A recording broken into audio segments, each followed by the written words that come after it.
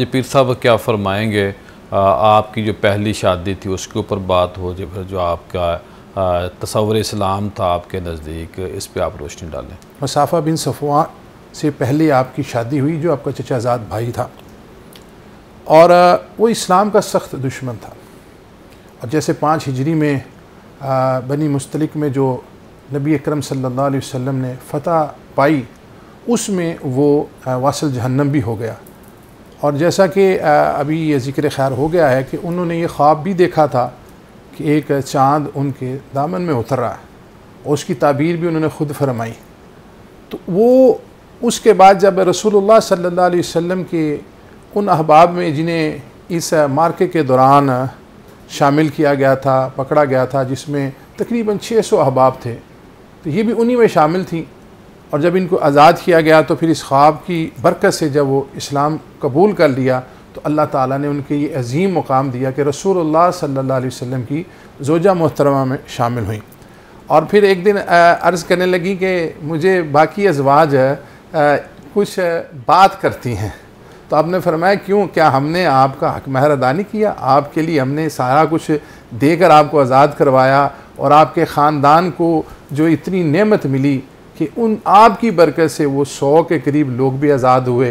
ये सारी बरक़ात रसूलुल्लाह सल्लल्लाहु अलैहि वसल्लम के साथ अक़द की वजह से थी। बल्कि सहाब रदी अल्लाह अन्हुम ने जितने अहबाब को उस दौरान ग़ुलामी में लिया हुआ था, उन्होंने फिर इनकी बरकत से कि ये चूँकि अब रसूलुल्लाह सल्लल्लाहु अलैहि वसल्लम की ज़ौजियत में आ गई हैं, तो इनके ससुराल, इनके जो रिश्तेदार हैं, उनको अब हम ग़ुलाम नहीं बना सकते, उन सब को भी आज़ाद कर दिया। और फिर इनके बारे में हज़रत बीबी आयशा सिद्दीक़ा तो ये बस फिर से ये पता चलता है ना कि जो ससुराल के रिश्ते होते हैं हमारे, उनकी इज़्ज़त करनी चाहिए। जी बिल्कुल, ये बड़ा ज़रूरी, और ये सारी चीज़ें ही हमें रसूलुल्लाह सल्लल्लाहु अलैहि वसल्लम ने तो कहा जाता है ना कि जी ससुर बाप की जगह होता है, या सास या साली या साला।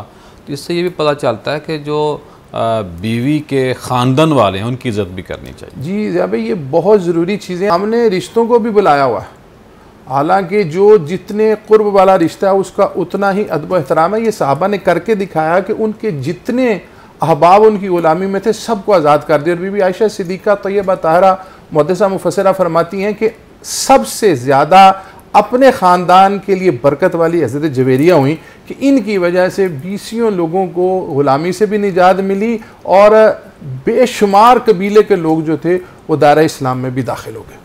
आपका शिकवा तो आपने जाए, लेकिन हमारे महबूब साहब हैं, शकील साहब हैं, वो रहते ही ज़्यादा ससुराल की तरफ ही हैं। नहीं तो ये कोई बात नहीं, अगर अच्छे अपनी मर्ज़ी से टाइम, वो दफ्तर का टाइम तो पूरा देना चाहिए, लेकिन ससुराल में जाना इसमें कबाहत नहीं है। अगर उसमें कोई शरई मामले की दखल अंदाजी नहीं है तो इंसान को जाना चाहिए। ज़्यादा टाइम देते हैं, ज़्यादा टाइम देते हैं वो फिर उनको समझाना चाहिए कि अपने घर में ज़्यादा रहे।